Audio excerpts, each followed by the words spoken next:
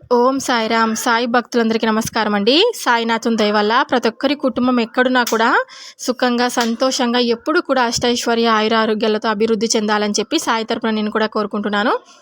ఈరోజు వీడియోలో సాయి పిలుపు ద్వారా మనకు వచ్చినటువంటి సందేశం ఏంటంటే, నీ కష్టాలన్నీ తీరిపోయి నీకు ఇకపై మంచి రోజులు రాబోతున్నాయమ్మా. మిఠాయిని సిద్ధంగా ఉంచుకో, తీపి కబురు వినబోతున్నావని మనకు బాబాగారు ఈరోజు ఒక చక్కటి సందేశం ద్వారా మన ముందుకు చెప్పాలనుకుంటున్నారనమాట. బాబాగారు ఇలా ఎందుకు చెప్తున్నారు, ఈ సందేశాన్ని మనతో ఎందుకు అందించాలనుకుంటున్నారని మనం ఆయన మాటలోనే తెలుసుకుందాం. వీడియో స్టార్ట్ చేసే ముందు ఒక చిన్న రిక్వెస్ట్ అండి. ఈ సందేశం కనుక మీ అందరికీ నచ్చినట్లయితే తప్పకుండా వీడియోకి లైక్ చేసి షేర్ చేయండి. బాబాగారి సందేశానికి విందామా? బిడ్డ, కేవలం నీ బిడ్డల భవిష్యత్ కోసం, వారికి మంచి భవిష్యత్తుని అందించాలని నువ్వు ఎంతో కలలు కంటూ ఉన్నావు. నీ ఎదురు చూపులన్నీ కూడా ఫలించబోతున్నాయమ్మా. నీ జీవితమే మారబోతుంది. కేవలం నీ బిడ్డల భవిష్యత్ కోసం, వారి కోసమే కదా నీ బాధంతా. నీ జీవితాన్ని కూడా వారి కోసమే అంకితం చేస్తున్నట్లుగా కడుపులో పెట్టుకొని వాళ్ళను కాపాడుకుంటూ వస్తున్నావు. అన్ని బాధలు కూడా భరిస్తూ ఉన్నావు.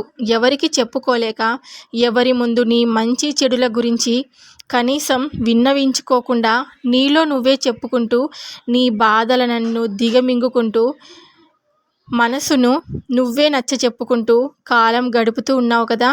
ఎవరికైనా చెప్తే చులకనైపోతానని అటువంటి భావంతో ఉంటే నీలో నువ్వే ఎన్ని రోజులు ఇలా కష్టాన్ని అనుభవిస్తూ ఉంటావు చెప్పు. కనీసం నీ బాధను నాకైనా చెప్పుకోవాలి కదా.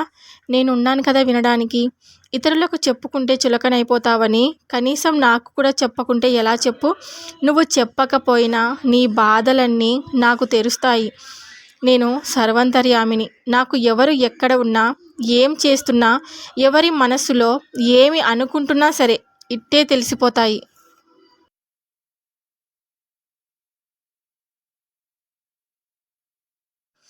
నువ్వు కూడా నీ భారమంతా కూడా నా పైన వేశావు.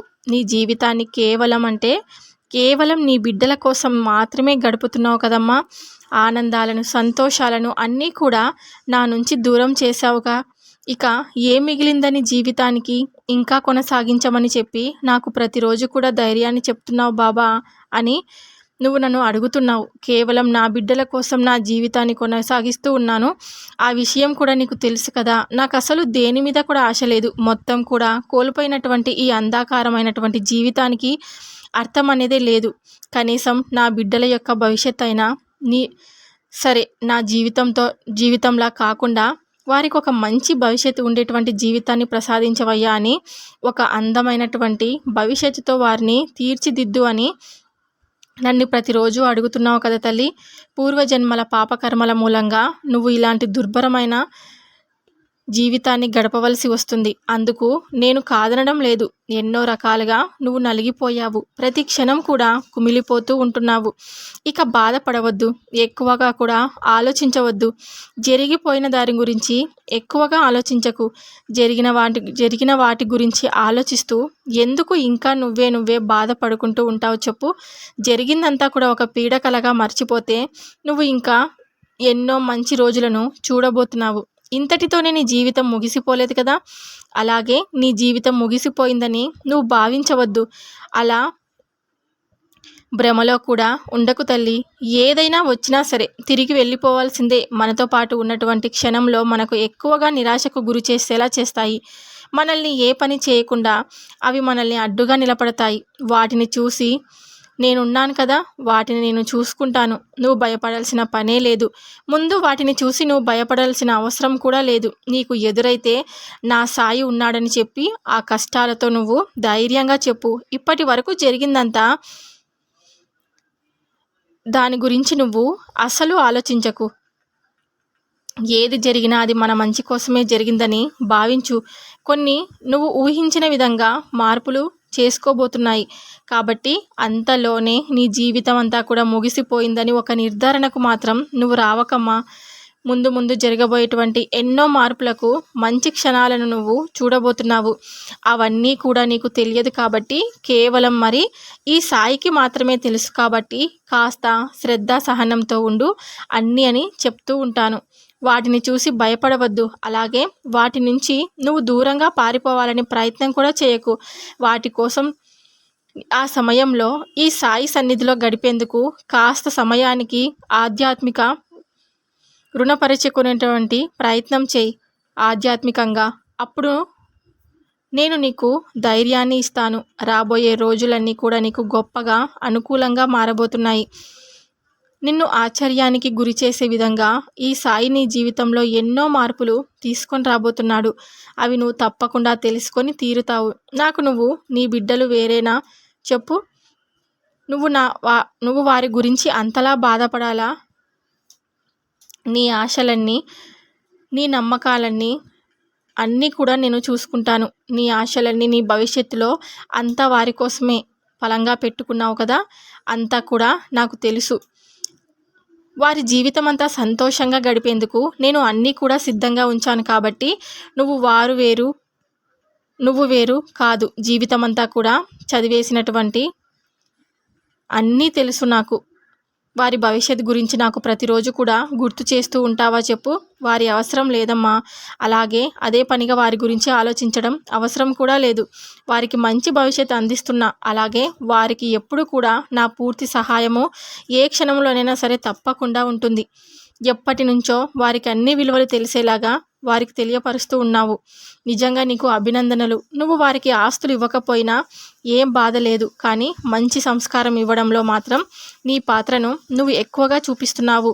నీ మనసుకు వచ్చినటువంటి కష్టాన్ని కనీసం నీ బిడ్డలకు కూడా చెప్పుకోకుండా నీ ముఖంలో ఉన్నటువంటి బాధంతా దిగమింగుకొని దాచుకుంటూ కేవలం వారి ముందు సంతోషంగా పెదవులపై చిరునవ్వుతో కనిపిస్తూ ఉంటున్నావు కదా. ఈ సాయి ముందు కూర్చొని మాత్రం చిన్న పిల్లల కన్నీరు పెడుతున్నావు. నేను అవి కూడా చూడలేదు అని అనుకుంటున్నావు కదమ్మా. నేను అన్నీ కూడా గమనిస్తూనే ఉంటున్నాను. నిరంతరం కంటికి రెప్పలా నిన్ను కాపాడుకుంటూ వస్తున్నాను.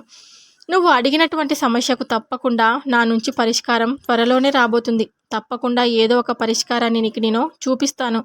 దిగులుతో ఆరోగ్యాన్ని నువ్వు పాడు చేసుకోకు. సమయానికి కాస్త తిండి, నిద్ర అంటూ అలవాటు చేసుకో. నిత్యం ఈ సాయి విభూతిని ధరించడం మర్చిపోవద్దు. అలాగే నువ్వు ఏదైనా పని మీద బయటికి వెళ్ళేటప్పుడు కూడా నా విభూతిని నీ వెంట తీసుకొని వెళ్ళు. నేనే నీకు రక్షణగా నీ పక్కనే ఉన్నట్లు నీకు అనుభూతిని పొందుతావు. అలాగే మీ బిడ్డలకు కూడా అలవాటుగా మార్చు. వారు పోయేటువంటి క్షణాలు, రాబోతున్నటువంటివి అన్నీ కూడా నీకు సిద్ధంగా సమకూర్చేటువంటి బాధ్యత ఈ సాయిపైనే ఉంచావు కదా. ఇంకా దిగులు చెందకు. నా బాధంతా కేవలం నీ గురించి. నా మాటలు విన్నంతసేపు కాస్త ధైర్యంగాను సంతోషంగాను ఉంటావు. ఆ తర్వాత మళ్ళీ అదే ధోరణగా ఎక్కువగా ఆలోచిస్తూ ఉంటున్నావు. ఈ సాయికి ఒక మాట ఇస్తావు కదూ, ఎప్పుడు కూడా నీ కంట కన్నీరు కార్చనని. మీ సాయికి ఇప్పుడే ఈ క్షణమే మాటివ్వు. ఇదిగో ఈ ద్వారకామయిలోనే ఉన్నాడే మీ సాయి. ఆయన గొప్ప పెద్దది. మీకు ఎల్లప్పుడూ కూడా సహకారంగా ఎప్పుడూ మీకు తోడుగా ఉంటారనే విషయాన్ని మీరు మర్చిపోకండి. మీకు ఎవరు లేరన్న బాధను మీరు ఎప్పుడు కూడా ఊహకు కూడా రానివ్వకండి. అలాగే నువ్వు ఒంటరిగా మిగిలిపోయావు అనేటువంటి భావన కూడా నీకు ఉండదు. ఎందుకంటే నేను ఎప్పుడూ కూడా నీ పక్కనే ఉంటానుగా. నువ్వు నా దగ్గర కూర్చొని నీ మనసుకు అనిపించినటువంటి ప్రతి మాట నాతో పంచుకోవచ్చు. నీ సంతోషాలతో నీ దుఃఖాలను, నీకు వచ్చేటువంటి ప్రతి ఆలోచనను కూడా మీ సాయితో చెప్పుకుంటే చాలు. నేను వినను అనుకుంటే మాత్రం నీకు విన్నట్లుగానే అనిపిస్తుంది. కానీ ఈ సాయి నా